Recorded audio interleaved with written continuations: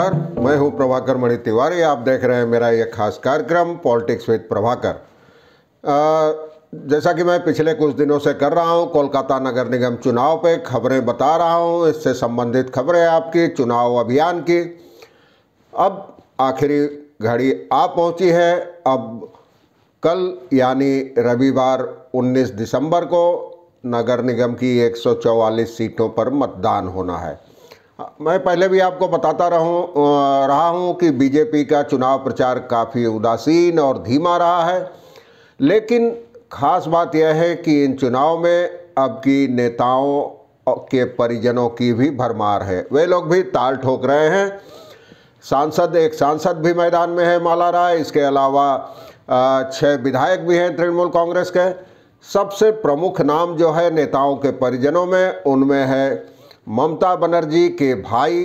आप जानते हैं तृणमूल कांग्रेस प्रमुख मुख्यमंत्री ममता बनर्जी के भाई कार्तिक बनर्जी की पत्नी काजरी बनर्जी का, वे भी मैदान में उतरी हैं इस नगर निगम चुनाव में। इसको लेकर आरोप प्रत्यारोप भी लग रहे हैं। बीजेपी और सीपीएम ने तृणमूल कांग्रेस पर भाई भतीजावाद और वंशवाद को बढ़ावा देने के आरोप लगाए हैं, लेकिन तृणमूल कांग्रेस ने इन आरोपों का खंडन किया है। आज चर्चा करूंगा ऐसे ही कुछ नेताओं के परिजनों के बारे में। पूरी रिपोर्ट देखिए। जैसे तो चैनल को सब्सक्राइब करें, मित्रों और परिजनों के साथ शेयर करें और घंटी का निशान भी दबा दें।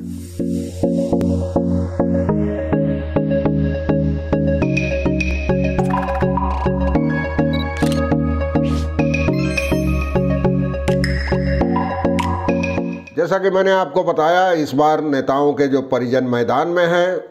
तृणमूल कांग्रेस बीते विधानसभा चुनाव में भारी बहुमत के साथ जीतकर तीसरी बार सत्ता में लौटी थी। बावजूद इसके कोलकाता नगर निगम में पार्टी ने 1 सांसद और 6 विधायकों को मैदान में उतारा है। इसके अलावा पार्टी के कई वरिष्ठ नेताओं के करीबी परिजनों को भी टिकट दिया गया है। इनमें तृणमूल कांग्रेस प्रमुख ममता बनर्जी के भाई की पत्नी काजरी बनर्जी का नाम प्रमुख है, जो 73 नंबर वार्ड से तृणमूल कांग्रेस के टिकट पर मैदान में हैं और उसी वार्ड में मुख्यमंत्री ममता बनर्जी का आवास भी है।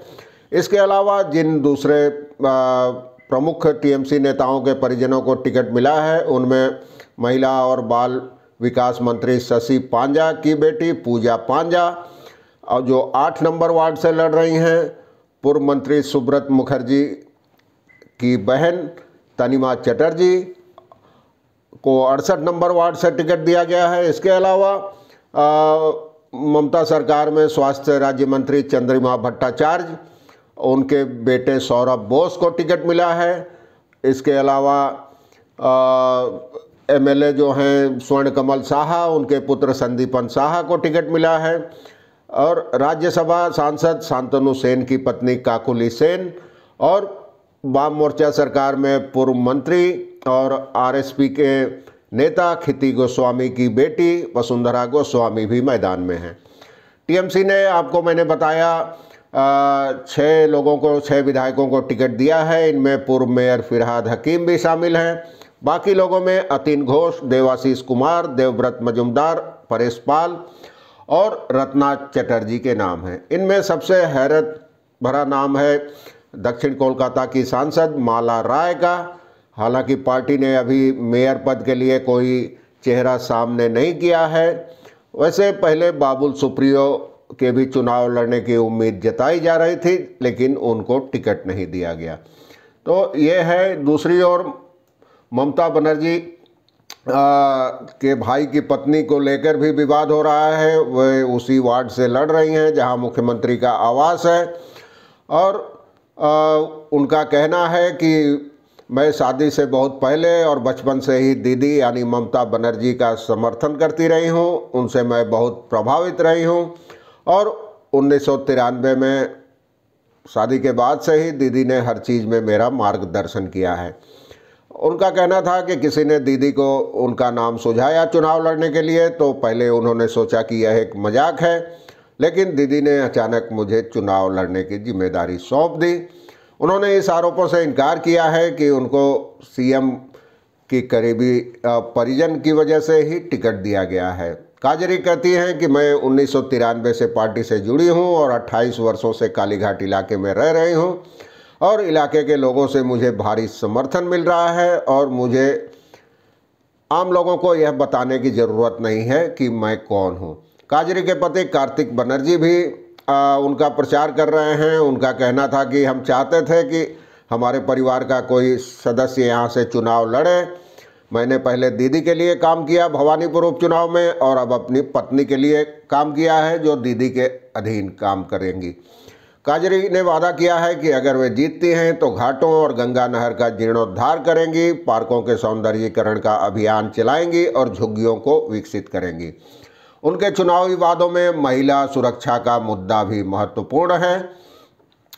तो उनका कहना है कि एक महिला होने के नाते मैं महिलाओं की सुरक्षा पर खास ध्यान दूंगी और उनके पर जो उनके खिलाफ आरोप लग रहे हैं कि सीएम की करीबी रिश्तेदार होने के कारण ही उन्हें टिकट मिला है, इसका वो खंडन करती हैं, जैसा कि मैंने आपको पहले भी बताया।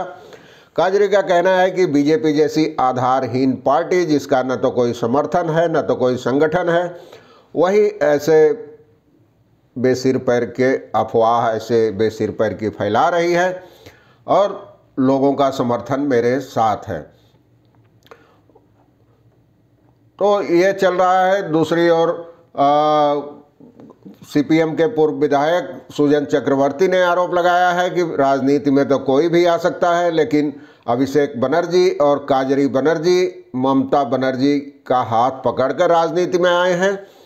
वे दरअसल राजनीति में नहीं आए हैं, ममता के नाम का इस्तेमाल करते हुए वे सत्ता हाथ में लेने की कोशिश में आए हैं। और उनका कहना था कि बंगाल में ऐसी वंशवाद भाई भतीजावाद की राजनीति कभी नहीं हुई और यह दूसरे राज्यों में तो ऐसा होता था, लेकिन अब बंगाल में भी भाई भतीजावाद और वंशवाद की राजनीति शुरू हो गई है। बीजेपी ने भी हमले किए हैं। इसके लिए पार्टी की सांसद और प्रदेश महासचिव लॉकेट चटर्जी कहती हैं कि हमने देखा है कि एक ही परिवार किस तरह कांग्रेस में राज करता रहा है और अब तृणमूल कांग्रेस भी कांग्रेस के रास्ते पर ही आगे बढ़ रही है। ममता बनर्जी चाहती हैं कि जो पैसे मिल रहे हैं वो परिवार में ही रहें और किसी दूसरे के पास नहीं जाएं। हालांकि तृणमूल कांग्रेस ने वंशवाद के आरोपों का खंडन किया है। पार्टी के प्रवक्ता कुणाल घोष का कहना था कि पार्टी ने उन लोगों को ही टिकट दिया है जो निष्ठावान कार्यकर्ता हैं और जिन्होंने पार्टी के लिए लंबे अरसे से मेहनत की है, काम किया है। उनका सवाल था कि क्या किसी को महज इस आधार पर टिकट से इनकार कर दिया जा सकता है कि वे परिजन हैं, मुख्यमंत्री या पार्टी प्रमुख के रिश्तेदार हैं। उनका कहना था कि काजरी बनर्जी ने तो 1995 में ही चुनाव लड़ा होता, लेकिन उस समय उनको पहला बच्चा होना था, इसलिए उन्होंने चुनाव लड़ने से इनकार कर दिया। वे तृणमूल कांग्रेस की एक मजबूत और निष्ठावान कार्यकर्ता रही हैं।